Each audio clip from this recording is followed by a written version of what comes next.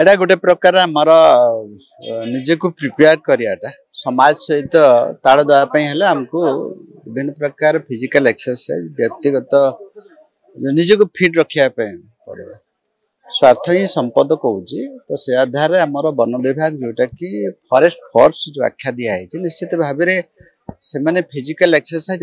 अधिक कले आम मान लाभ अच्छे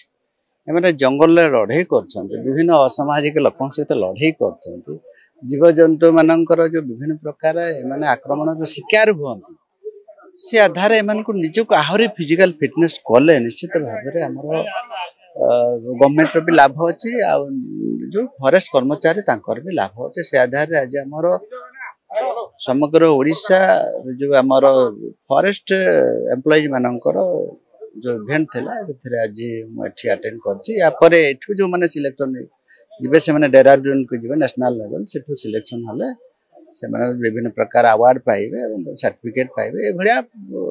कार्यक्रम अच्छे निश्चित भाव में आम जिते फिट हवा एवं हेल्दी हवा निश्चित भाव में आम भल से आधार फॉरेस्ट तो पुलिस सहित समकक्ष पुलिस जो टाइप रमर देखिए समस्त पेट टे बढ़ुची है कि नहीं फॉरेस्ट वाला भी पेट टे बढ़ुची केमती कमेबा आगामी भविष्य तार भी गोटे योजना करार अच्छे आम फिजिकल फिटनेस रहिले आमर दिन कार्य एवं सरकारी कार्य आमको लाभ मिले।